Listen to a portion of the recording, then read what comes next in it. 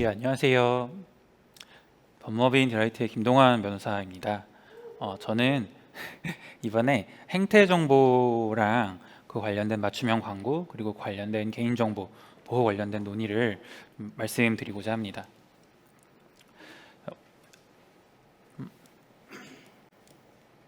저희 네. 이 정도 목차로 얘기 드릴 예정이고요.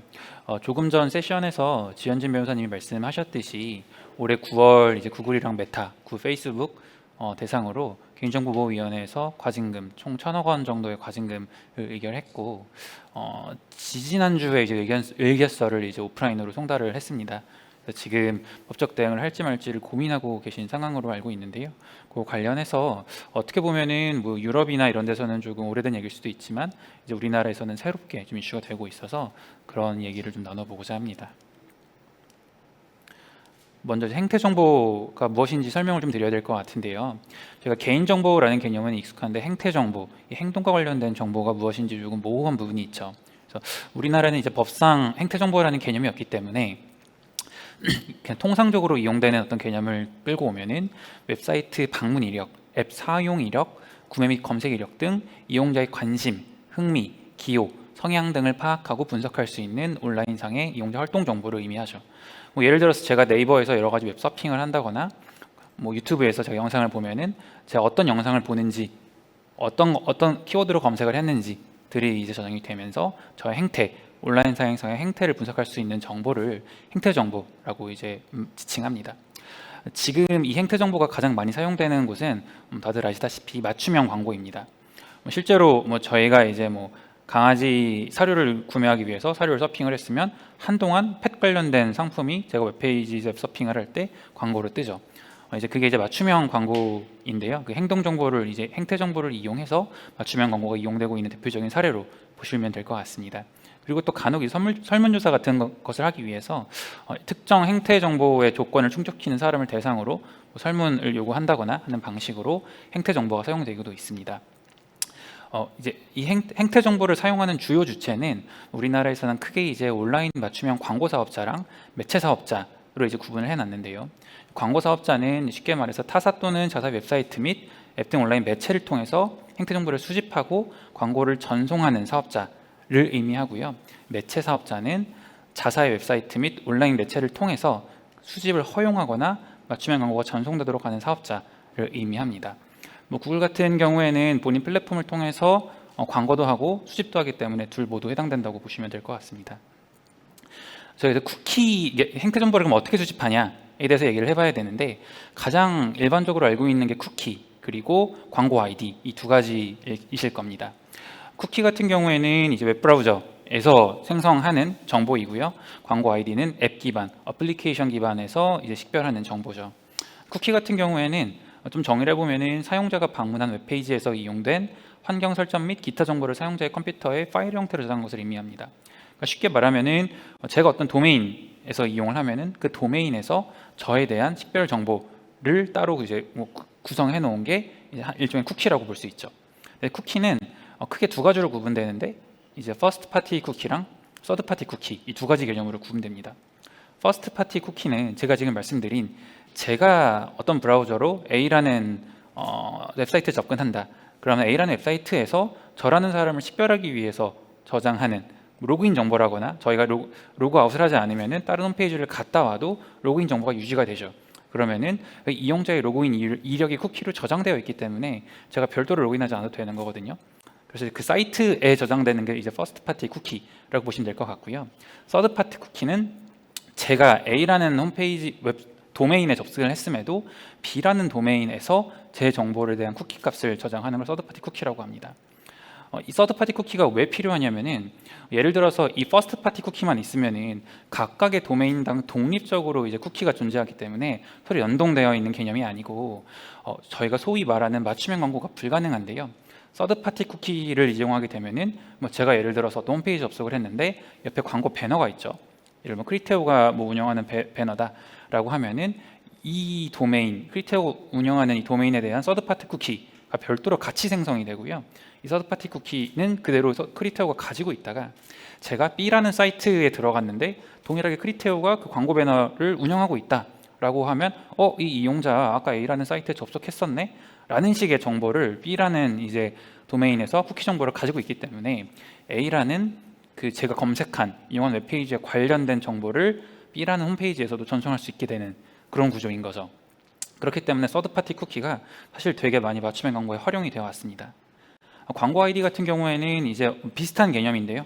애플리케이션에서 광고 식별자를 이제 기계별로 부여를 해서 이제 제가 어딜 다닐 때마다 그 광고 아이디에 이 식별자에 그 로그나 접속 로그나 검색 이력 등을 저장을 해서 알맞게 활용하는 방식이라 쿠키랑 유사하다고 보시면 될 것 같습니다. 이 두 가지 방식으로 주로 수집을 해왔고요. 이게 이제 지금 잘 보이시나요? 네, 그래서 이게 지금 개인정보보호위원회에서 이번에 구글이랑 메타가 이렇게 수집을 해서 문제가 됐다라고 이제 가져온 도식도인데 제가 말씀드린 내용이 그대로 구조가 되어 있습니다. 제가 먼저 구글이나 메타 플랫폼 서비스에 로그인을 하면 거기서는 제 식별자를 발급해서 저장을 하고 제가 다른 상품을 조회하거나 서비스를 이용하면은 그 식별자를 통해 행태 정보가 전송이 되는데 이 식별 정보들이 쌓여서 계정 정보랑 결합된다는 식으로 결론이 내려졌고요. 그리고 이 정보를 이용해서 맞춤형 광고, 뭐 구글 메타 어떤 홈페이지든 아니면은 다른 광고 플랫폼에 노출이 되는 형태로 구조가 되어 있어서 이렇게 행태 정보가 수집되고 맞춤형 광고가 노출이 된다라고 지금 개인정보위원회에서는 말하고 있고요.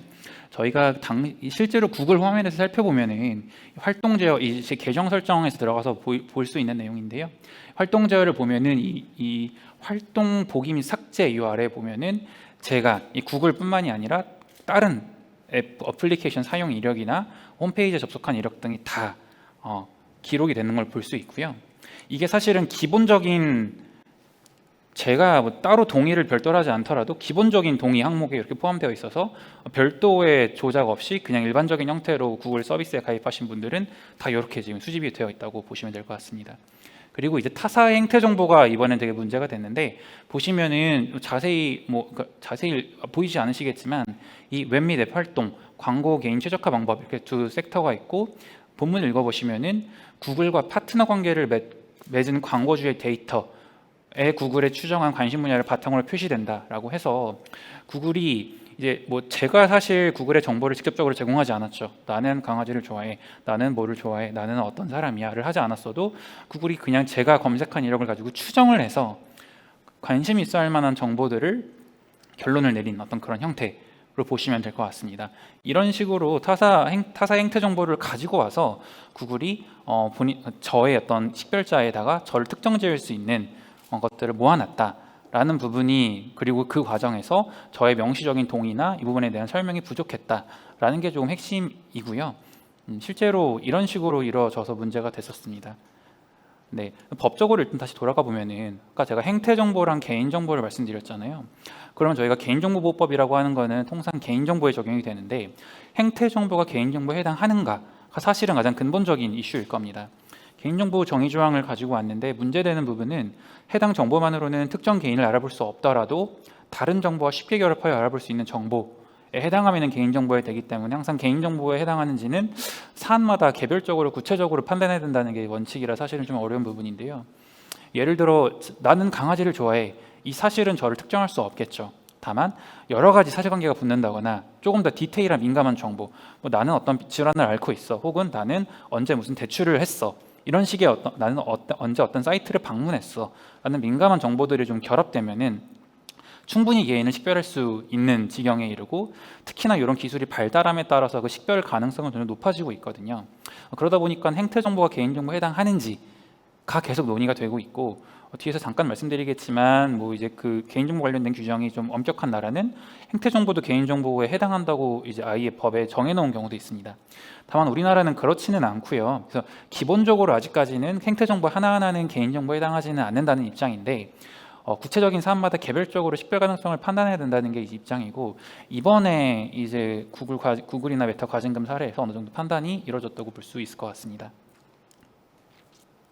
우리나라 같은 경우에는 맞춤형 광고에 대한 국내 규제가 기존에는 2017년에 그 온라인 맞춤형 광고 개인정보 가이드라인이라는 형태로 나온 게 전부입니다. 그래서 이제 행태정보가 개인정보인지 이런 거를 따지는 게 아니라 이 총 4가지 항목 과정에서 어떻게 하면은 조금 더 정보 주체를 보호할 수 있는지에 대한 권고안을 이제 내놓은 자료인데요. 제가 오늘 이 내용을 설명드릴 거는 아니고 좀 오래된 자료를 한번 찾아보시면 좋을 것 같아요. 실제로 이 가이드라인 자체가 이제 뭐 임의로 발의한 게 아니라 당시 여러 가지 플랫폼 사업자랑 협의해서 발의된 거였고, 지금도 이 뭐 팝업 광고 같은 경우에 이제 옆에 보면은 우측 상단에 뭐 X 인포메이션 이렇게 I 떠 있는 거를 생각하실 수 있는데, 그게 이제 이 가이드라인에 의해서 지금 이루어지고 있는 걸로 보시면 될 것 같습니다. 그래서 되게 항상 그걸 누르기 전에 혹시 광고를 클릭할까 봐 노심초사하긴 한데, 인포메이션을 잘 눌러보면은 딱 그 개인정보 어떻게 되고 이게 뜨긴 하거든요.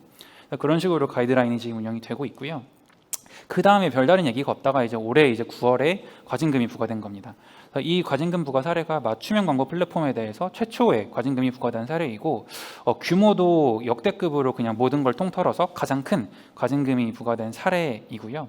말씀드렸듯이 이번 달 초에 이제 의결서가 발송이 돼서 90일 내에 이제 송달받은 날로부터 90일 내에 소송 여부를 결정할 수 있어가지고 아직은 고민하고 있는 상황이고, 뭐 그냥 그 뭐 국감에서 나와서 얘기하거나 그 그냥 보도자료를 통해서는 구글 코리아 같은 경우에는 직접적으로 뭐 법적 대응을 할 어떤 법적 대응까지 나갈 건 아니라는 취지로 얘기를 하고 있고, 메타코리아 같은 경우에는 지금 내부 검토 중이라는 식의 어떤 외부에서 확인될 수 있는 그런 부분들은 있습니다. 말씀드렸듯이 해외에서는 이미 맞춤형 광고 관련된 유사한 제재 사례가 상당수 존재합니다. 대부분 이제 GDPR의 적용을 받고 있는 유럽 국가들인데요. 프랑스 같은 경우에는 다 비슷해요. 그러니까 왜 그러냐면 구글과 메타가 그러니까 광고로 가장 수익을 많이 내는 기업 원투 뽑으려면은 뭐 애플이 아니라 이제 구글이랑 이제 메타거든요. 그 퍼센트율로 봤을 때. 그렇기 때문에 구글이랑 메타에 여러 가지 이 타깃이 돼서 이슈가 많이 발생을 하는 거고요. 프랑스 같은 경우에는 이제 저희랑 비슷하게 사전동의 및 적절한 고지 없이 컴퓨터에 광고 목적 꼭지를 저장했다, 혹은 거부를 너무 어렵게 해놨다, 이런 식의 이유로 구글과 메타에게 과징금을 부과한 사례가 있고요. 독일과 벨기에 같은 경우에도 이제 독일 같은 경우에는 아예 페이스북이 본인뿐만이 아니라 그 계열사, 뭐 인스타그램 같은 게 대표적으로 있겠죠. 인스타그램 같은 웹사이트에 생태 정보를 수집해서 결합하는 것 자체를 이제 금지시켜 버렸고, 벨기에 같은 경우에는 이제 맞춤형 광고 솔루션에 대한 동의 여부가 모호하고 어렵게 작성되어 있다는 사유로 마찬가지로 이것도 구글에 대해서 제재가 이루어진 사례가 있습니다. 이렇게 많이 제재가 이루어져 왔고, 우리나라도 비슷한 어떤 근거로 제재를 했습니다. 사실 아직 의결서 자체가 공개되어 있지는 않아서 정확히 어떤 이유로 제재를 했는지 명확히 확인은 어려운데, 그간 뭐 개인정보보호위원회에서 내놓은 보도자료나 질의응답 같은 거를 봤을 때 일단은 지금 이 상황에서 행태 정보를 수집된 구글과 메타가 수집한 정보들을 개인정보로 판단을 했고요. 그리고 이제 개인정보 같은 경우에는 이 밑에 수집용 목적, 항목, 보유용 기간을 모두 알리고 직접 동의를 받아야 되는데 이 부분이 없었다라는 취지입니다. 이게 지금 그 당시 문제 삼은 화면 예시인데요. 회원가입할 때, 구글 회원가입할 때 얘기인데, 이 옵션 더보기, 이제 그 개인정보 관련된 부분을 가면은 옵션 더보기라고 닫혀 있고, 이걸 누르면은 이제 이게 열립니다. 밑에 열리는 건데, 그 전까지는 확인이 불가능하죠. 근데 열어서 보면은 디폴트 값이 다 동의로 되어 있는 거예요. 제가 별도로 동의를 누르지 않더라도 이 거절을 따로 누르지 않는 이상 다 동의를 하는 걸로 간주해 버리는, 이런 식으로 동의를 받아왔었고, 이걸 이제 문제 삼았습니다. 메타 같은 경우에는 어쨌든 필수 동의로 체크를 하기는 하는데, 이걸 보면은 딱 그 누르면은 이제 동의 관련된 설명이 이런 되게 되게 어려운 어떤 UI로 694줄이 게시되어 있어서 하나하나 확인하는 게 사실상 불가능하다라는 식의 어떤 위법이 있었다고 판단을 했고요. 구글에서 유럽 회원 가입할 때 화면을 또 비교를 했는데, 유럽 같은 경우에는 애초에 맞춤 설정, 수동 맞춤 설정을 선택할 수 있게 되어 있고, 제가 수동 맞춤 설정을 누르면 제가 아까 말씀드렸던 그 자동으로 동의되어 있는 항목들이 있잖아요. 각각을 제가 동의 여부를 결정할 수 있도록 되어 있습니다. 그래서 이제 각 항목들을 어떻게 선택해서 선택을 해야지만, 동의든 비동의든 선택을 본인이 직접 해야지만 수동 맞춤 설정이 가능하도록 되어 있어서, 사실 이용자 입장에서는, 정보 주체 입장에서는 자기 개인정보의 자기 정보 결정권이 보호가 되는 형태로 동의가 이루어져 왔죠. 그렇기 때문에 유럽과 동의받는 형태를 비교해도 우리나라는 개인정보 정보 주체 보호를 하고 있지 않다라는 식의 근거로 과징금을 처분한 사례입니다. 아직 이 부분에 대해서는 과징금이 처분되진 않았는데 또 하나 문제 삼고 있는 게 이제 지연진 변호사님께서 말씀하셨듯이 제가 어떤 정보를 수집한다고 하더라도 모든 거에 대한 필수 동의를 받으면 되는 것이 아니라 꼭 이 서비스를 제공하기 위해서 필요한 본질적인 부분만 필수 동의로 하고 나머지는 선택 동의로 해서 이용자가 개인 정보를 제공할지 말지를 선택할 수 있도록 해야 되는데, 페이스북에서 잠깐 이렇게 한 5월쯤에 올해 5월쯤에 이런 식으로 이제 동의창을 만들었다가 7월에 처리하는 사례가 있었거든요. 이걸 보시면은 광고성 정보 관련해서도 모두 필수 동의를 의무화하도록 되어 있어서 제가 페이스북에 가입해서 서비스를 이용하려면은 무조건 맞춤형 광고에 관련된 정보를 제공하도록 되어 있어서 이 부분이 저희 또 아까 말씀드린 개인정보 39조의 3의 사망 위반 소지가 있다라고 지금 조사를 하고 있다고 되어 있어서 이 부분도 결론이 날 것 같습니다. 그렇게 문제가 되고 있고요. 말한 부분을 좀 요약하면은 사실 타사 행태 정보가 문제가 된 거죠. 구글이 자기 플랫폼에서 그 이용자들의 정보를 수집하고 아까 말씀드린 퍼스트 파티 쿠키 관련해서 문제를 삼는 게 아니라 구글이 다른 웹페이지, 제가 예를 들어서 뭐 안드로이드를 사용하면서 다른 어플리케이션 이용 내역까지 다 구글에서 수집을 해서 거기에 대한 동의가 제대로 이루어지지 않은 상태로 수집을 해서 이용을 한다. 이 부분이 주로 문제가 되고 있는 부분이고요. 그래서 이제 자사 형태 정보를 사용한 부분에 대해서는 문제 삼지 않고 타사 형태 정보가 문제를 삼았는데, 특히나 이 타사 형태 정보 같은 경우에는 이용자 계정으로 접속한 모든 기기를 추적할 수 있고 온라인 활동을 모니터링해서 익명성을 상실시키고, 이 익명성을 상실시킨다는 게 제가 이제 뭐 광고 식별자를 이제 제 디바이스 단위로 부여를 하더라도 사실상 여기에 정말 많은 정보가 결합이 되면은 이 디바이스가 저를 특정하진 않더라도 그 사람이 특정되는 효과가 있기 때문에 그 익명성을 상실시킨다는 표현을 쓴 거고요. 이용자의 사상, 신념, 정치적 견해, 건강, 신체적 생리적 활동 등 특징 등 민감한 정보를 생성하고 식별 가능성이 높다. 이 부분입니다. 오늘 말씀드리진 않았지만 우리나라 같은 경우에도 민감 정보 같은 경우에는 별도로 민감 정보 수집 제공 관련된 내용을 동의를 받도록 되어 있는데, 이런 식으로 행태 정보를 수집했을 때 이 민감 정보도 수집할 가능성이 얼마든지 있기 때문에 더 위험하다라고 이제 판단을 해서 제재를 가한 거고요. 네, 근데 이 부분 관련해서는 뭐 이런 아직 뭐 의문은 있는 상황입니다. 일단 구글이랑 메타가 주장했던 것 중에 가장 큰 어떤 반론이 이 수집 동의가 플랫폼 사업자인 구글이랑 메타가 받아야 되는 게 아니라 우리가 SDK를 제공해서 다른 웹페이지에서 이제 정보가 수집이 되는 거잖아요. 그러니까 이 웹페이지를 운영하는 사업자가 본인들이 행태 정보를 수집하고 이거를 구글이나 메타에 제3자 제공하는 형태다라는 식으로 동의를 받아야 되는 게 아니냐. 우리는 여기에 대한 동의를 받을 책임이 없다. 라는 식의 변론을 하나 펼쳤고요. 근데 사실상 뭐 유럽이나 이런 데서는 이런 주장이 인정이 되지는 않고 있고요. 그리고 설령 플랫폼이 동의를 받아야 하더라도 우리가 이미 충분히 사항을 고지하고 동의를 받은 것이 아니냐라는 부분인데, 이 부분은 제가 지속적으로 말씀드린 어떤 맥락으로 이해해 주시면 좋을 것 같습니다. 그리고 또 이제 마지막 또 하나의 궁금한 점은, 구글이랑 메타가 문제된 건 알겠는데 사실 우리나라 같은 경우에는 국내 사업자들도 많잖아요. 뭐 네이버나 카카오 같은 데들도 광고 식별자 아이디를 부여하고 그 맞춤형 광고를 제공한단 말이에요. 그럼 그 사업자들 같은 경우에는 왜 제재를 하지 않느냐라는 이제 이유도 있을 것 같은데, 이 부분은 사실 외부에 드러나거나 명확한 부분은 없는데, 네이버나 카카오 같은 경우에는 본인들 주장이 이 이용자를 기반으로 식별을 하는 게 아니라 이 핸드폰 디바이스 혹은 컴퓨터 디바이스, 각 디바이스 단위로 식별을 하기 때문에 네이버에 회원가입한, 카카오에 회원가입한 그 회원들의 계정 정보랑은 연동이 되지 않는다. 그러니까 본인들은 이 계정 정보와 이 디바이스의 식별 정보를 결합하지 않고 독립적으로, 그러니까 제가 네이버 앱을 쓰더라도 핸드폰에서 쓰는 거랑 컴퓨터에서 쓰는 거랑 각각 독립적인 식별 정보가 부과돼서 여기서 뜨는 맞춤형 광고랑 컴퓨터에서 뜨는 맞춤형 광고가 다르다. 어떤 그런 논리인 거죠. 그렇기 때문에 개인을 식별하기는 어렵다. 그래서 우리가 수집하는 것들은 개인 정보로 볼 수 없다라는 식의 주장을 한 거고요. 그리고 사실은 네이버 같은 데서 지금 구글처럼 타사의 행태 정보를 적극적으로 수집하는지 여부도 좀 따져봐야 되는 부분인 것 같습니다. 네, 그래서 해외 같은 경우에는 어떻게 하고 있는지 간단하게 살펴보면은 일단 GDPR 유람연합을 빼놓을 수는 없는데 유람연합 같은 경우에는 두 가지 방향으로 규제를 하고 있고요. GDPR에서는 이제 프로파일링을 통한 자동화된 의사결정 관련된 규정이 들어가 있고 이게 결국은 쿠키 수집, 행태 정보의 수집 관련된 내용이고요. 마찬가지로 엄격하게 동의할 수 있도록 되어 있고 엄격하게 동의 절차를 거치도록 되어 있고 명확하게 설명을 해서 그리고 중요한 부분이 동의하는 것만큼 쉬운 철회 가능성을 부여해서 쉽게 처리할 수 있도록 그렇게 정하고 있고요. 그리고 또 이제 이 프라이버시 지침이 또 따로 있는데 이건 개인정보 관련된 부분이 아니라 쿠키 등과 같이 트래킹 시스템이 적용되는 부분에 있어서 개인정보랑 무관하게 일단 다 적용되는 어떤 지침으로 보시면 될 것 같고 아까 말씀드린 광고 식별자 같은 부분은 쿠키와 동일하게 적용을 하고 그리고 명확하게 이해하기 쉬운 정보를 제공받은 후 동의한 경우에만 이런 트래킹 기술을 적용할 수 있다 라는 식으로 정해져 있어서 사실 지금 우리나라에서 문제 삼고 있는 것들은 이미 다 진작에 유럽연합에서 문제 삼은 부분으로 이해해 주시면 좋을 것 같습니다.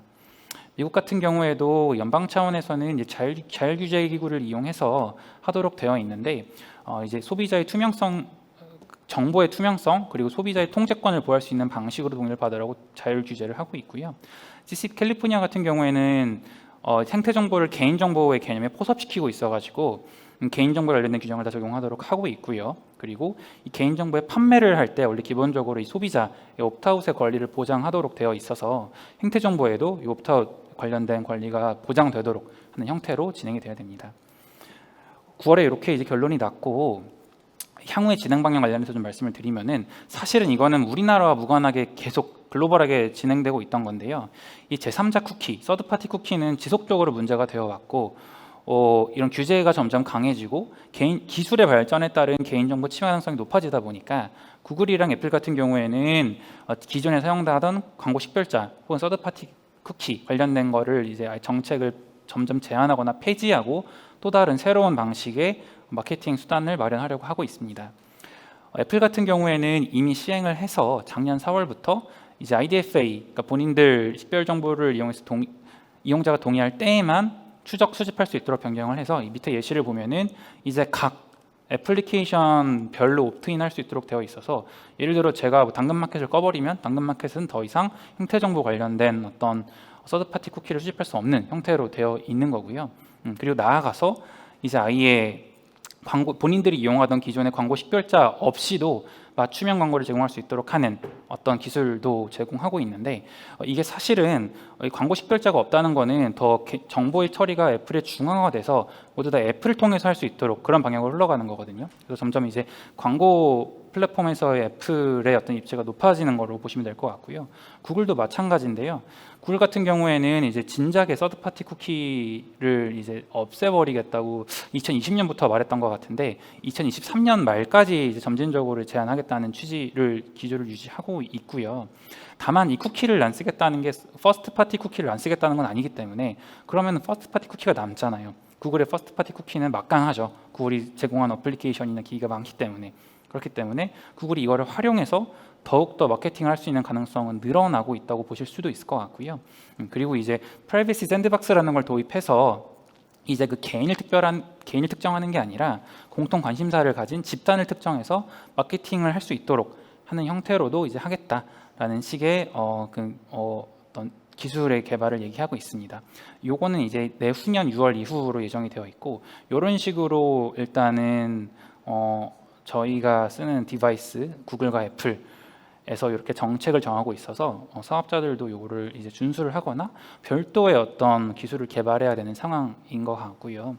그래서 이 맞춤형 광고가 논란이 많이 되다 보니까 이 맞춤형 광고 관련된 기술 개발 관점에서도 되게 많은 기업들, 테크 기업들의 시도가 이어지고 있는데 대표적인 것들을 몇 개 가지고 왔습니다. 사실 제가 기술적인 이해가 전문적이지 않기 때문에 훨씬 더 디테일하거나 더 심도 깊은 프로토콜들이 많겠지만 그냥 크게만 설명을 드리면 첫 번째는 이제 AI 기술을 이용한 맥락 광고입니다. 이거는 뭐냐면은 어떤 페이지가 있다라고 하면은 AI 기술을 이용해서 이 페이지의 성격을 분석을 하는 겁니다. 그래서 이 페이지가 성격이 이러니 이 페이지를 구독하는 사람들이 좋아할 만한 광고를 띄워버리자 라고 그냥 자동으로 띄워버리는 거죠.